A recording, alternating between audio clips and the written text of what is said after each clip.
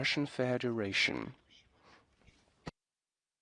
I'll also discuss previous stages as well. But now let's talk about the most recent stage that started in 2024. Now, the works are underway and they are going to continue on the left part of the high-rise building of the ministry, where you can see the scaffolding. The facade is now being renovated up until the 20th floor. The right and the 4 towers on the 21st floor are also being renovated. The text of today's briefing will be once again published. You'll see plans and everything you need. You'll see there, pictures and everything. These works are being conducted without suspending the ministry's operations. The building has been separated in a couple of zones. The works are being conducted in each zone in stages. The concept that has been established includes architectural lighting that is to be installed of the entire facade. Windows will be replaced and the entrance group doors will be recreated. Site improvements works will be done on the central, near the central entry and the Denizhny alley. It's site of the cultural significance of regional importance. For instance, in the period from 1999 until 2000, the reconstruction of the left wing was carried out. In 2015-2017, the renovation, the restoration of this spire took place. Everyone remembers that very well. You have observed that. And the decorative elements of the facade of the central part. In 2019, the reconstruction of the right wing was finalized. By the way, this part of the building hosted the press department, but now it has moved to the new building. This stage of renovation will be finalized by the end of 2030. In the text version of today's briefing, this information will be accompanied with the relevant links, photographs and materials. We will do our best to present you the full coverage and to answer all of your questions. I understand very well why it is a matter of such attention and why you are so curious about that. Is Международная жизнь, international life, with us? Yes, hello, Madam Zakharova. You have already mentioned this issue. On Monday, the recently appointed Prime Minister, Sebastian Lecornu, announced his end of term and it's the beginning testimony of the beginning of the political crisis in France. So it's a matter of attention, and we would like you to comment on that. Actually, we have paid attention to that. It was difficult not to pay attention to this matter, not because we are so interested in their domestic life. It's a part of work of foreign ministry, diplomats, embassies, to keep an eye on the situation. But for many years, and in recent months and recent years, the French authorities do their best to link their internal events with Russia. They have many ways of doing that. The Russian vessel captured by official Paris, it was just a failure, evidence failure. Just this attempt to distract attention from their own problems. And when President Putin mentioned in Valdai that by such pirate stories they are trying to conceal their own problems, to hide them. Actually, many experts have no questions left, but if someone had those questions, they were just all answered completely by this another stage of domestic crisis in France, this vessel. No one needed it any longer. They just forgot the reason of its arrest. It was released, and they understood that it will not save them from domestic problems. They just paid their attention to crisis management the way they did it. Usually we do not comment on those issues, but actually Paris was the cause of this situation. Because they will tell its population why France's economy does not work the way it has been planned. They have declared it during their elections. The more we pay attention to the domestic issues, presenting the facts as they are, not false agenda, but the real agenda. This dismissing of the government, the internal political crisis, is a domestic issue of France. We will not speculate on this matter. We will not give them any pieces of advice. Let them deal with that themselves. They are a sovereign state. We will not be like them, constantly meddling with someone else's domestic affairs. It's the National Assembly that has taken this decision, and the citizens of France will present their point of view on this issue.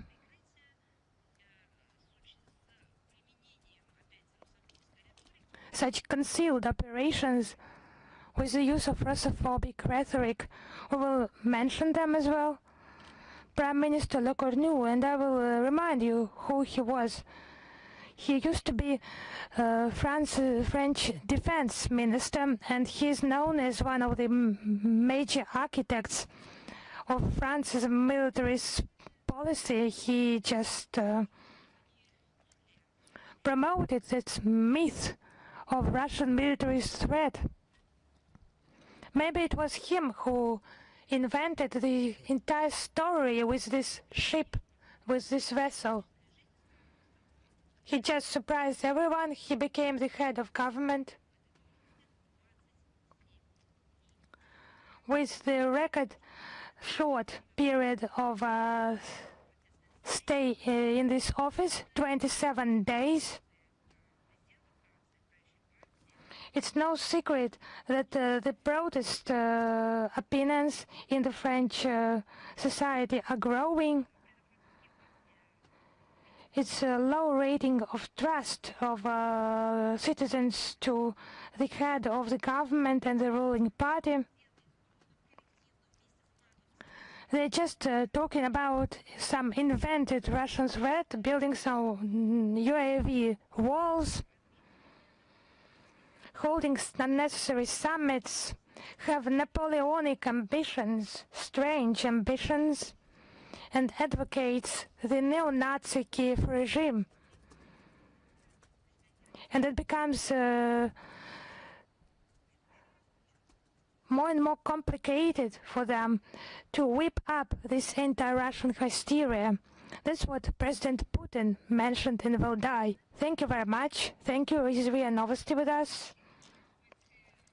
Yes, hello, Madam Zakharova, Christine Rodriguez, RIA Novosti.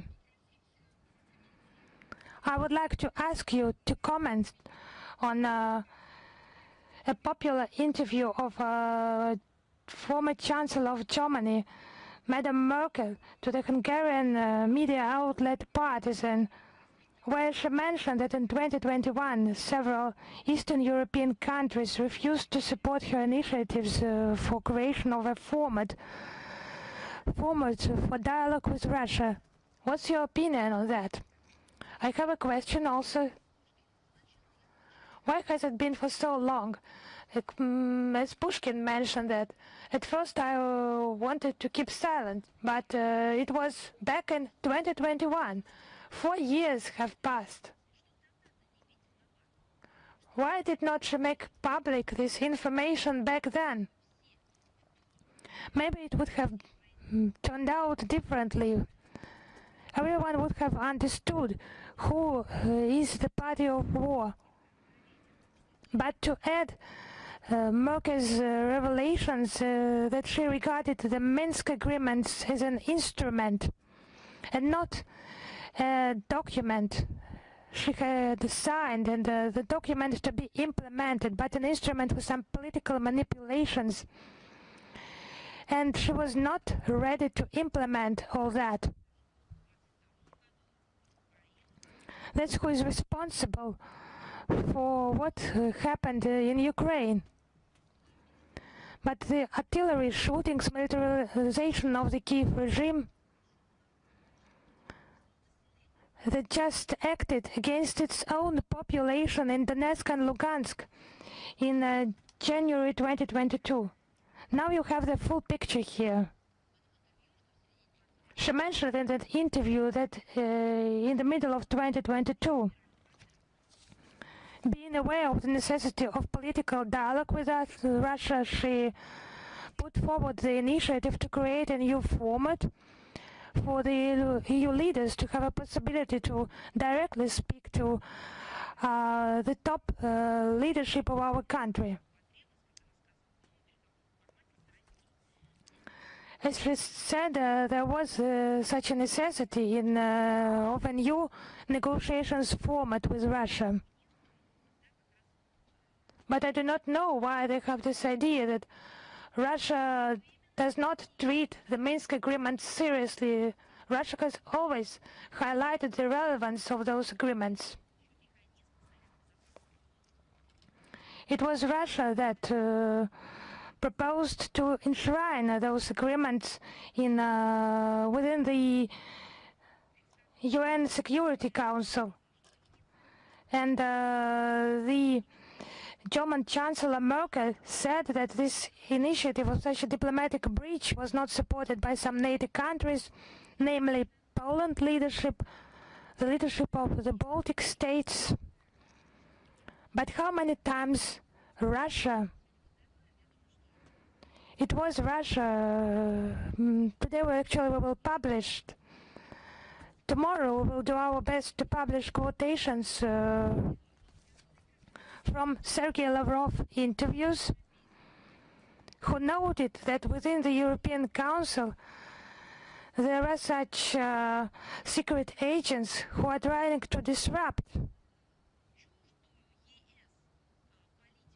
such moles supporting the policy alien to the European Union and act against the interests of the European Union.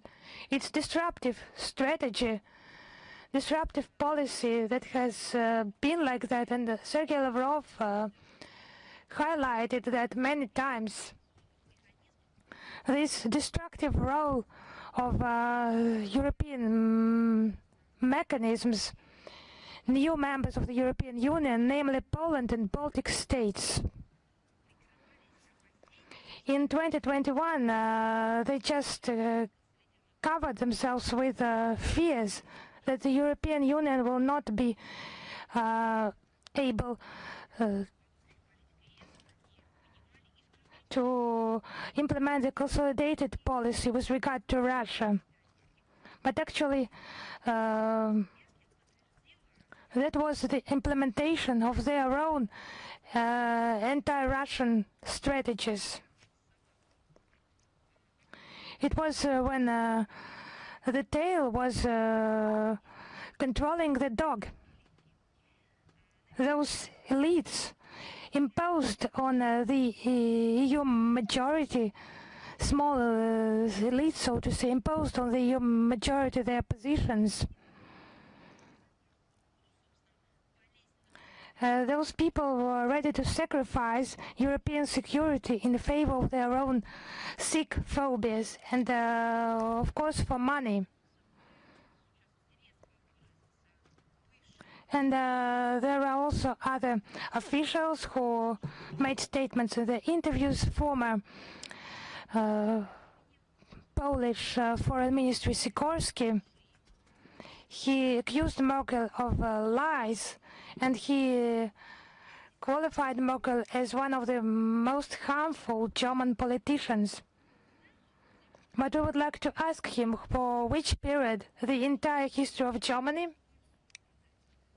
Then she can sue him, because there are some political figures with whom she can be compared. This range of German politicians has some worse figures, the worst figures.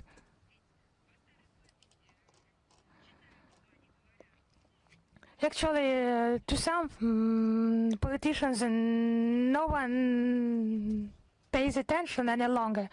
It is all archived. But Merkel, together with Hollande, French president, she regarded those agreements as a means of saving the Kiev regime from a catastrophe in 2015. Back then they were saving the Kiev regime. Now they are destroying the Ukrainian people. They have saved this regime. They have brought to power themselves in order to destroy the people. I have quoted similar historical situations today. The Minsk agreements, they just needed in order to win some time, in order to support, militarily support this regime. And from the start of the special military operation, actually her words about the desire for dialogue with Russia in 2021, they somehow correlate. Maybe the dialogue was some visibility, just some means of distraction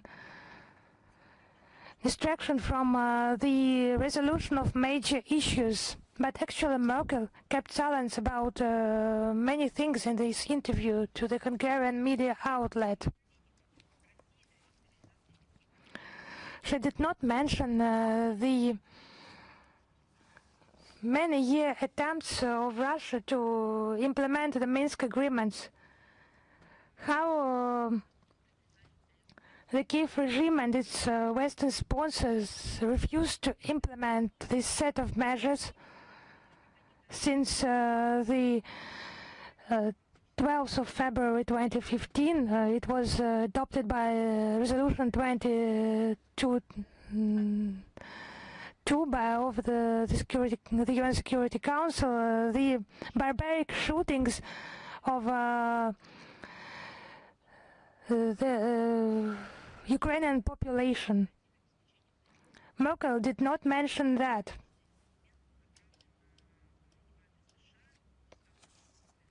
And a similar document was sent to the US, bilateral document.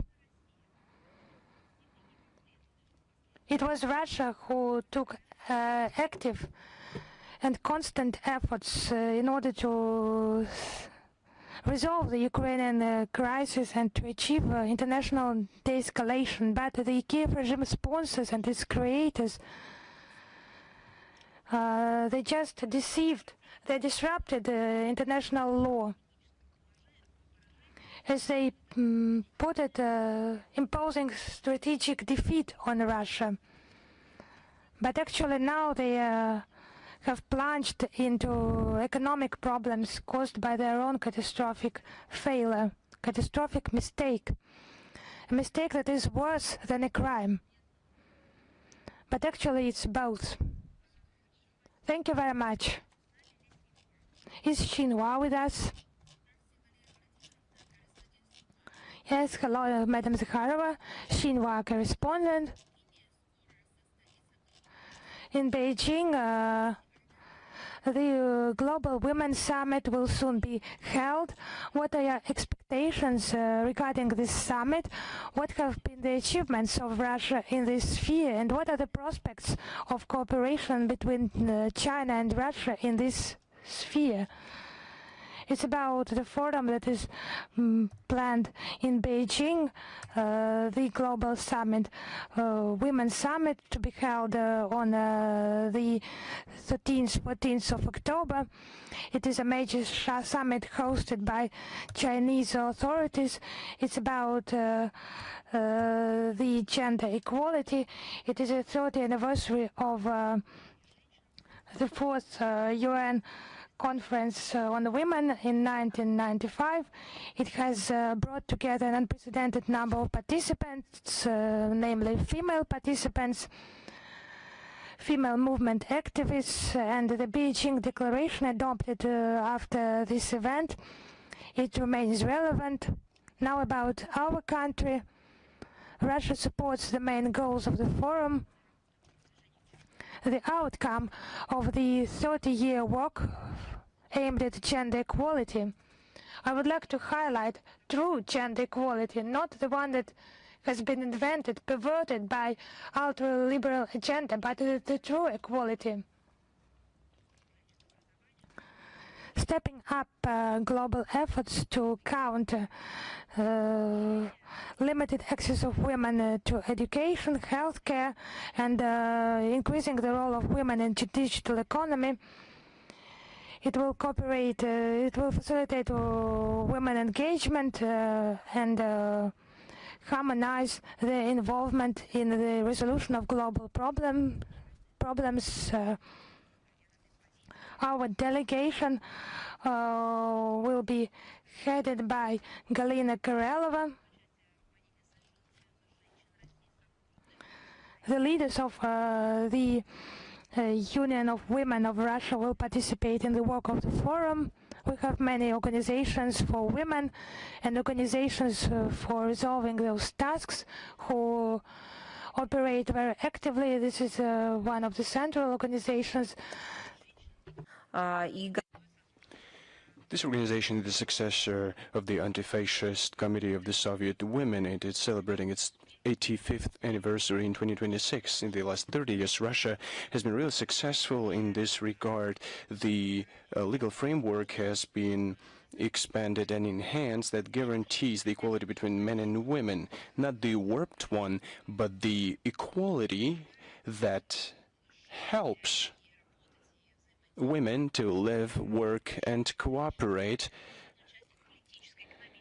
We have participation of women in political and economic life of the country. A package of measures has been implemented to support families raising children. It is aimed at two-parent and single-parent families, foster large families, as well as families raising children with disabilities. Financial mechanisms are being implemented for supporting families in acquiring housing. Russia has resolved fully preferential mortgage programs, rental cost compensation upon the birth of a child. And the issue of accessibility to preschool childcare institutions for families has been fully resolved as well. The infant mortality rate in our country is the lowest in the world, 4.2 cases per 1,000 children that were born alive. These are indicators that are hard to wrap your head around, but these figures exist, and this is the statistics, and I had to share it with you. Significantly decreased the maternal mortality rate, and the women are now participating increasingly in economic activity of our country especially women raising children, about 82%. The project My Mother is Entrepreneur is also gaining momentum, and Russian Foreign Ministry is now hiring more and more women, including for leadership positions. It's not being done to brag or boast. To counter some foreign standards. It's a natural process. Women get education and they demonstrate their perfect skills, and they are being trusted and respected by their colleagues. We stand in solidarity with our Chinese friends. Real care for women, for gender equality,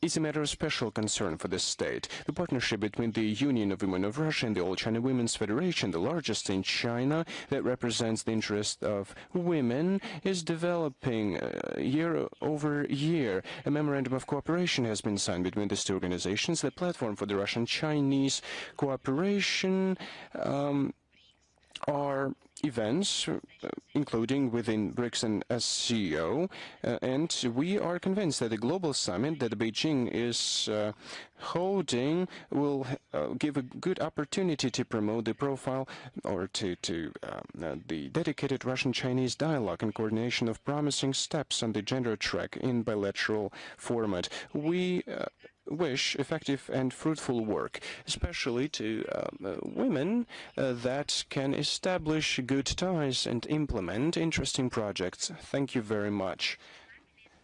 Do we have Izvestia with us?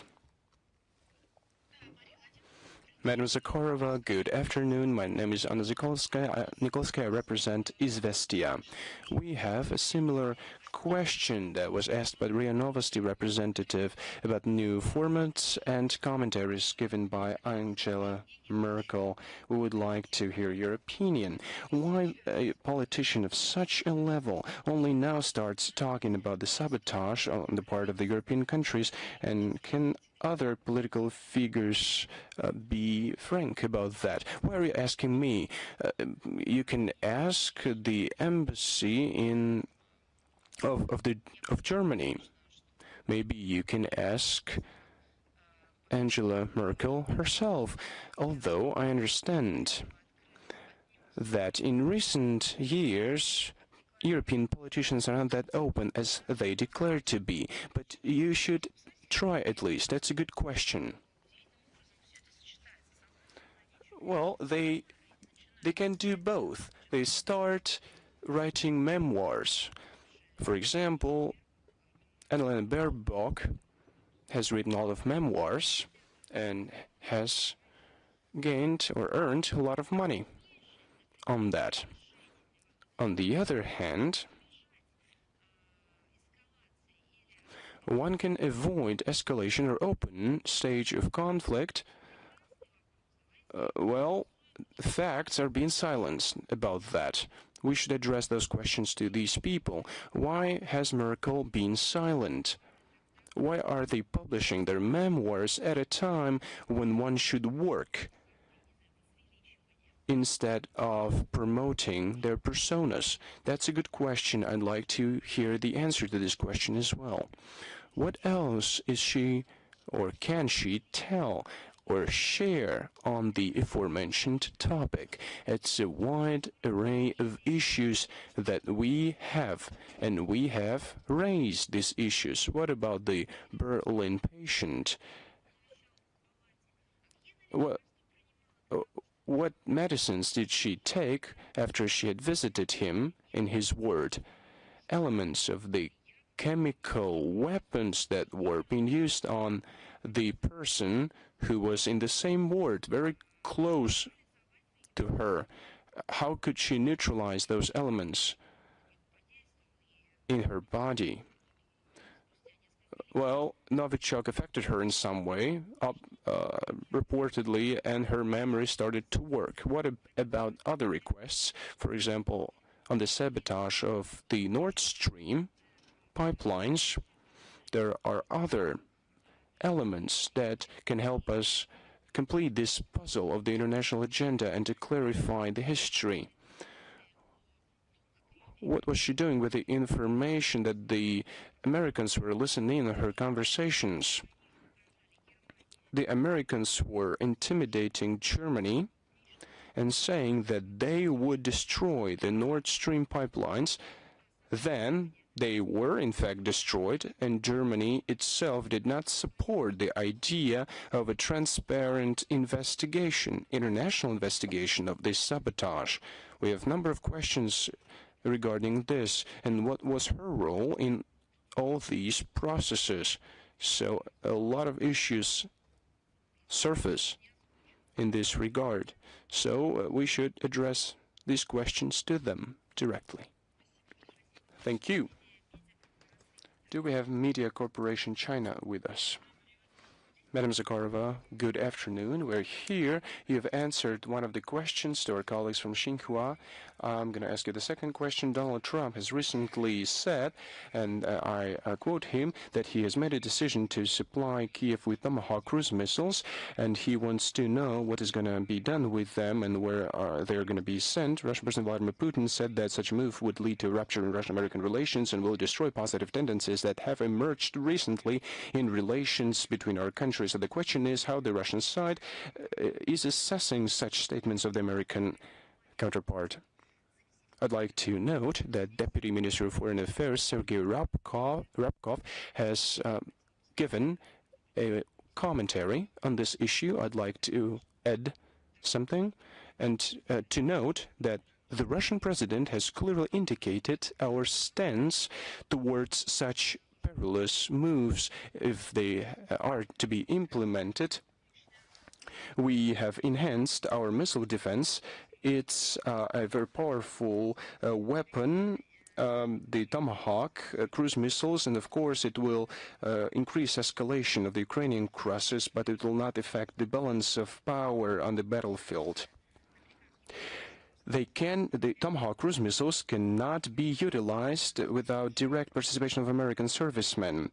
Such a decision, if it were to be taken, I'll repeat, is fraught with an escalation of the confrontation spiral. It would also cause irreparable damage to the Russian-American relations that have just started to get better and demonstrate elements of a productive dialogue.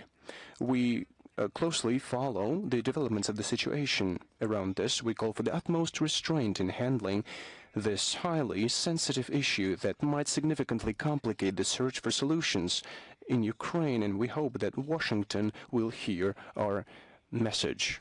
Thank you very much. Do we have Reuters with us?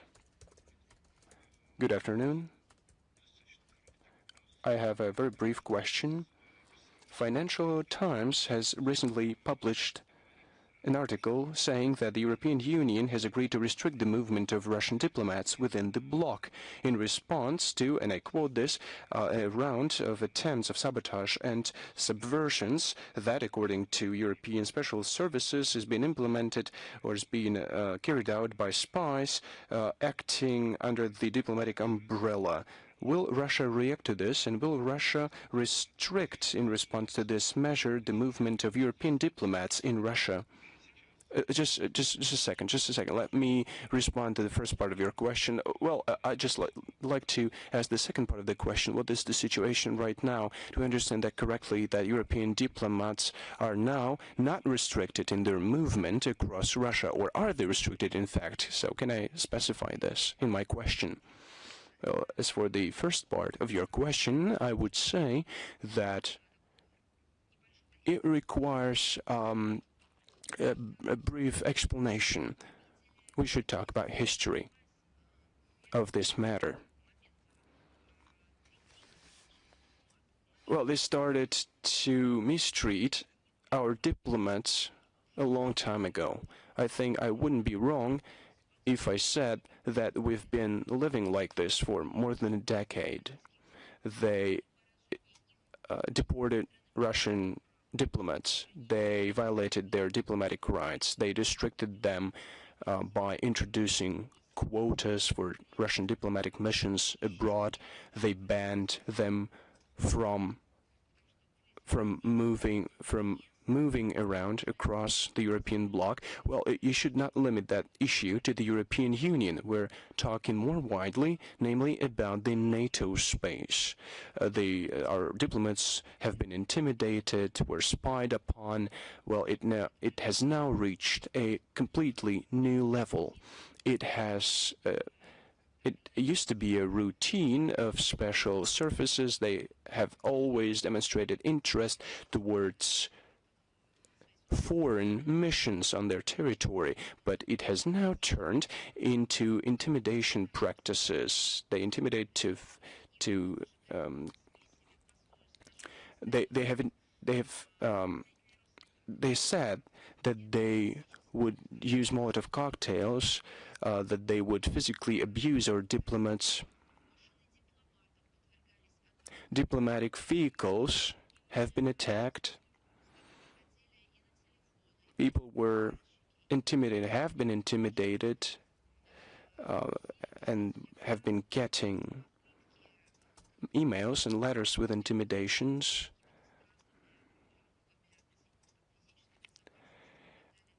So different wordings have been used when they talked about physical safety. Families haven't been able to reunite because their visas were denied or have been denied, and it's been going on for more than 10 years now. Well, let alone the information campaigns that are aimed at vilifying our country. Remember our ambassador in the United States, Mr. Kislak. He has been called all names there are. But now the United States are persecuting people who had been mistreating them, and now there are legal claims against those people. But nobody apologized to Mr. Kislak, and one has to. I'm not sure that we have to focus on some specific issues. We have to look at this madness in total, the madness that has been initiated in NATO and EU countries. We have to look at it comprehensively. Thank you very much for this question and for your desire to look at what the situation is right now. We can publish the information on this later. What measures have been introduced, at what stage. We have been trying to indicate or to demonstrate that one should live differently. One could follow different type of logic. Maybe you remember how we reciprocated to the deportation of Russian diplomats by Obama, who lost elections in the US and figured that he was not elected by not American people, but by Russian diplomats. Well, Russian diplomats were deported. It was mad. It was crazy. It was dangerous. There was no time to do that. They boarded planes and traveled from city to city. I just don't want to remember that even. Remember, Russia proposed at that time to establish friendship with the American side. Maybe you remember that story when children of American diplomats were invited to the Kremlin Christmas tree, and you remember how they reacted to this gesture of goodwill and genuine desire to cooperate and be friends and mutually respect each other. Well, so it was not accepted, this hand of goodwill. As far as the movement goes, each NATO member state, has its own methods.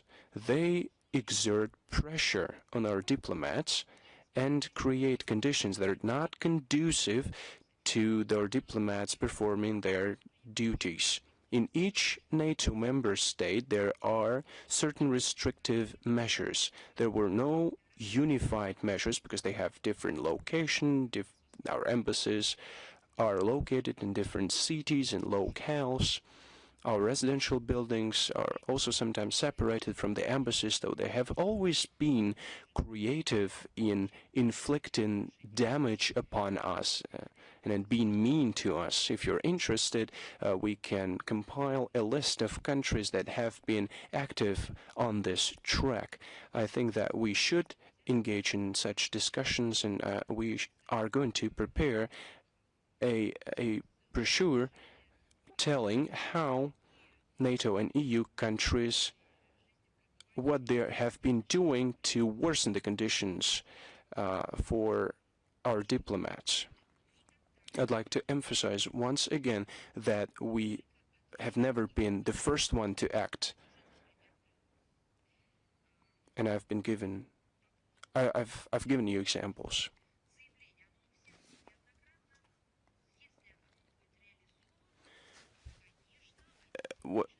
If that were to be implemented, of course, we would reciprocate. We're now talking not about official statements, but about media material that has been sharing insider info about certain plans. If they notify us via official channels, of course, we'll declare what our steps are going to be. Thank you. Thank you very much.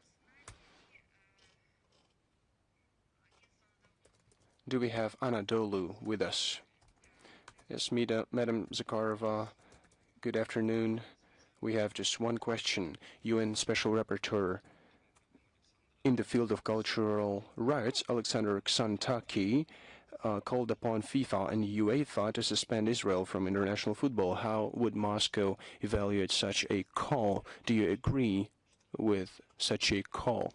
I think that sports is such an area, and you can characterize it by different characteristics, but there is something that differentiates sports from other areas of human creative side and activities that we pursue.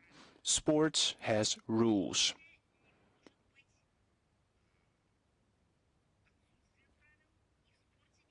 There can be no situation where there are no rules in sport. Then it's not sport. It can be anything. It can be festivals, it can be forums, it can be some artistic evenings and events. What is a sport without rules? We're talking about regulations, provisions, different parameters. In sport, there should be rules. Sport of double standards is turning it into something completely different. This area should be regulated as well in sport. One should have rules. These rules should be enshrined in a document. It should not be politicized. And these rules should be applied to everyone. So that's